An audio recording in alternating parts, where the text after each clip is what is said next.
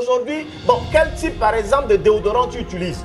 Des déodorants qui sont remplis de parabènes, de sel d'aluminium. Quel type par exemple aujourd'hui, par exemple, vous utilisez les vernis, hein? Les vernis. Mais ces vernis-là, le fait d'utiliser les vernis, mais il y a effectivement des perturbateurs endocriniens qu'on retrouve dans vos vernis. Ben, vous utilisez vos fonds de teint, ou bien parfois on va même colorer les cheveux. Mais, ouais, de la teinture. Mais bien sûr. Donc il ne faut pas. En fait, le problème, c'est quel type de colorant tu utilises pour colorer tes cheveux. Oui. Ce n'est pas de ne pas vous empêcher de vous faire belle, mais faites attention au choix de vos produits cosmétiques. Faire le rapprochement entre cosmétiques et cancer du sein peut sembler étrange pour certains. Pourtant, les médecins qui pratiquent les mammographies tous les jours vous disent, chère dame, de ne plus utiliser de déodorant. Il est donc légitime de se poser des questions, n'est-ce pas? La composition de certains produits cosmétiques y est peut-être pour quelque chose. Cancer du sein et cosmétiques, on en parle ce jour. Merci d'être connecté sur Alerte Info News. Nous recevons le professeur Ouroupou Bombay Jacques, sexologue, diététicien nutritionniste, clinicien, psychothérapeute, chromothérapeute. Et puis encore. Professeur, comment on va? Ben, je vais bien. Il y a un autre additif à apporter en rapport avec la thématique d'aujourd'hui comme casquette. Vous avez plusieurs cordes à votre acre, donc il faut qu'on en sache. Non, c'est plutôt une sous-spécialité en médecine nutritionnelle et fonctionnelle appliquée au cancer. Ah super, ça tombe bien alors, voilà. Justement. De toute façon, pourquoi vous êtes là aujourd'hui. Alors aujourd'hui, comme on l'a dit, on parle du cancer du sein, justement en rapport avec les cosmétiques. Mais de quel cosmétique il s'agit? Bon, mais écoutez, lorsqu'on parle des produits cosmétiques, c'est beaucoup plus ces produits cosmétiques qui sont transformés, voilà, industrialisés, qui sont beaucoup plus, où on apporte beaucoup d'autres composés chimiques. Et surtout, aujourd'hui, c'est comme si nos produits cosmétiques, qui, autant jadis, devraient plutôt protéger, nourrir et entretenir, aujourd'hui sont devenus comme un cocktail chimique des produits toxiques. D'accord. Malheureusement. Et lorsqu'on parle de cancer, le cancer, c'est simplement de manière simple, c'est un développement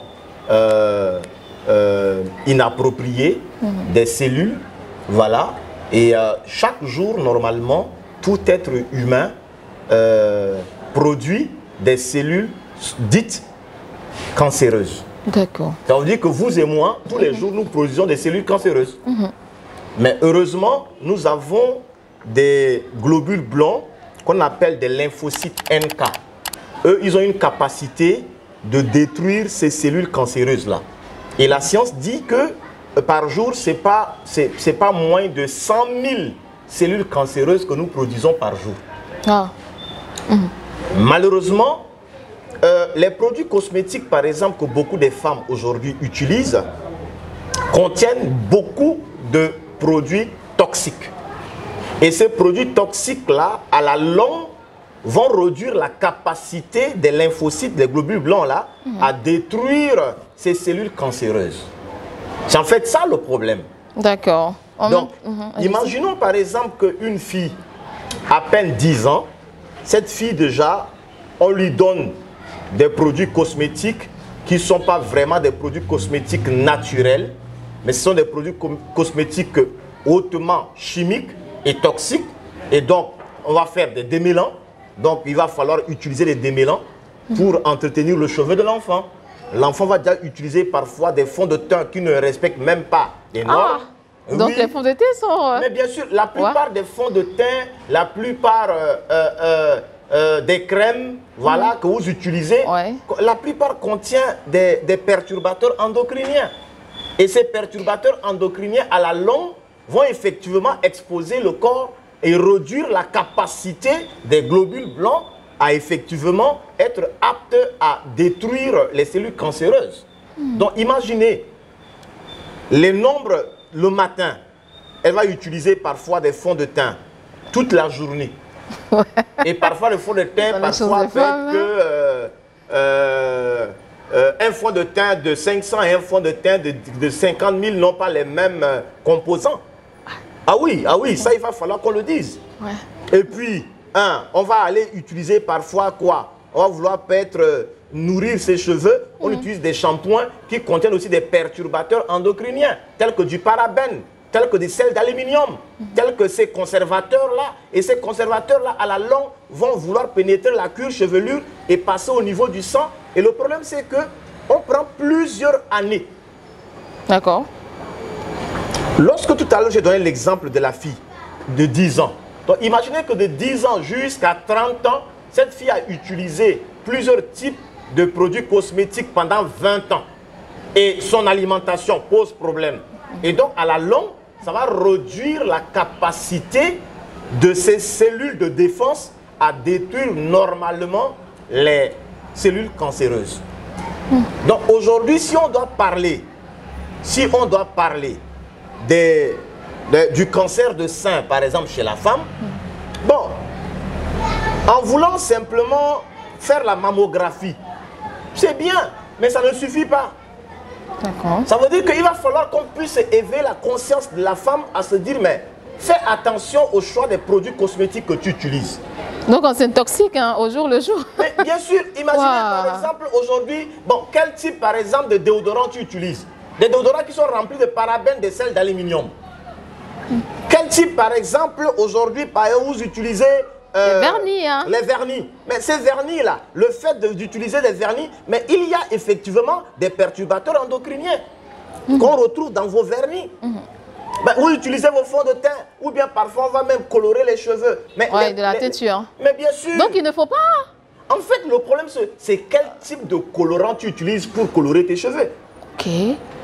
Ce n'est pas de ne pas vous empêcher de vous faire belle, mais faites attention au choix de vos produits cosmétiques. D'accord. Professeur, on va citer pêle-mêle ces produits cosmétiques. On a parlé des défrisants, on a parlé des shampoings, on a parlé des vernis, on a parlé également des teintures. Il y a quoi encore au quotidien qu'on utilise, hein? Même les fonds de teint, les parfums. Oui.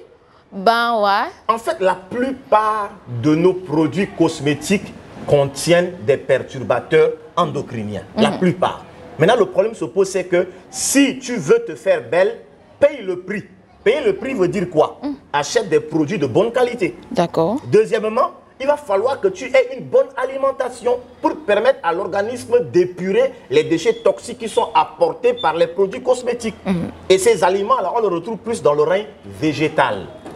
Mais imaginons la plupart des femmes aujourd'hui, elles ont une alimentation émotionnelle. Ça veut dire quoi? Ça veut dire qu'elle va tous se tourner vers de la viande, vers aloco, vers friture. Et donc, elle passe tout son temps à manger que des aliments sucrés, raffinés. Elle est trop stressée. Elle utilise plus des produits cosmétiques qui contiennent plus des perturbateurs endocriniens. Pendant 10 ans, 20 ans, c'est tout ça qui réduit notre capacité à détruire les cellules cancéreuses.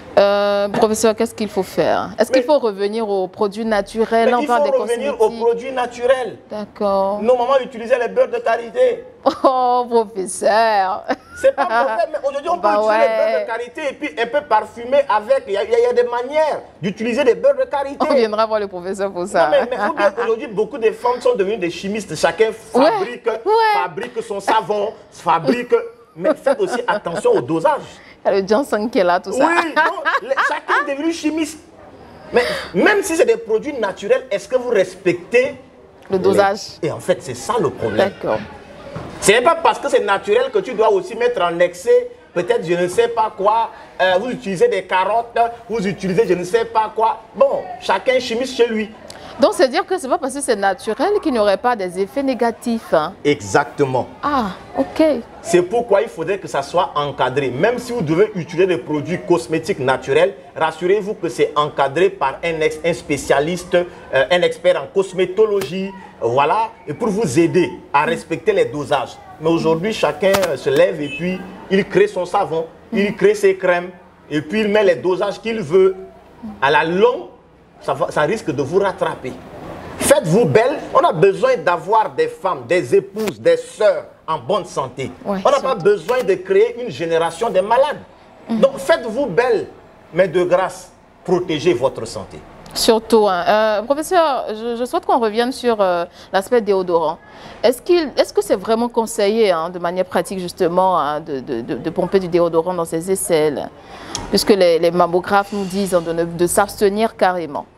L'idéal, si vous devez utiliser un déodorant, Ça veut dire qu'il va falloir que ce soit un déodorant où il n'y a pas de parabènes, il n'y a pas de sel d'aluminium. Et l'alcool, pas d'alcool également. Oui, bien sûr, parce que ceux-là, c'est eux-là qui empêchent en fait que vous puissiez transpirer. Et lorsque vous utilisez, parfois on retrouve des déodorants de 250, de 1000 francs, de 500. Ça dépend du pouvoir d'achat. Oui, mais ton pouvoir, tu prends 250 pour acheter des déodorants, maintenant qui va encore te créer maladie demain. Parfois on prend nous-mêmes notre argent, au lieu d'utiliser des déodorants, on va utiliser plutôt quoi? Utilise plutôt du citron. Du citron? Oui, effectivement. Utilise du citron, plutôt en fait, c'est mieux. Il y a des astuces naturelles qu'on peut utiliser pour protéger sa santé. Parce que souvent, tu penses que c'est de l'économie que tu fais en utilisant un déodorant de 500.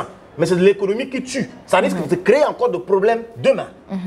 Donc, c'est pourquoi c'est important de revenir à des choses simples, naturelles, tout en préservant sa santé et manger de manière véritablement naturelle. Parlons de l'alimentation. On aura une capsule spéciale sur la prévention des cancers de sein par l'alimentation. En fait, moi, je ne voudrais pas... en fait, lorsqu'on est en octobre, je ne voudrais pas qu'on fasse le marketing de la peur. Parce que lorsqu'on parle de cancer, les gens ont peur. Mais pour moi, si on communique mieux, on éduque la population, je vous assure qu'il y a des gestes simples pour prévenir le cancer. Mais quand tu manges normalement, tu n'es pas stressé, tu dors normalement, tu utilises des produits qui vont, tu ne vas pas avoir cela. Simplement. C'est si simple que ça. Donc il va falloir qu'on arrête également de communiquer la peur. Non. C'est possible de booster son système immunitaire et donner la capacité à l'organisme de détruire les cellules cancéreuses. Professeur, merci bien. Merci à vous. Prenez soin de vous. On a besoin de vous avoir en bonne santé. Nos mamans, nos chères épouses, nos sœurs, on a besoin de vous en bonne santé. On vous retrouvera très prochainement. Merci. Comme les Ivoiriens le disent, votre merci ne finira pas. Merci. En octobre rose, il y aura d'autres thématiques qui seront abordées avec le professeur. J'espère que, chers internautes, vous aviez été servis sur cette thématique cancer du sein en rapport avec les cosmétiques. Chères femmes, faisons attention à ce que nous utilisons en rapport avec les vernis, les déodorants, les fonds de teint. Bon, j'en aime, c'est de bonne qualité. Effectivement, portez-vous bien, on se retrouve très bientôt. Nous sommes en octobre rose, maximisons la sensibilisation pour la lutte contre le cancer du sein. Big up. Merci.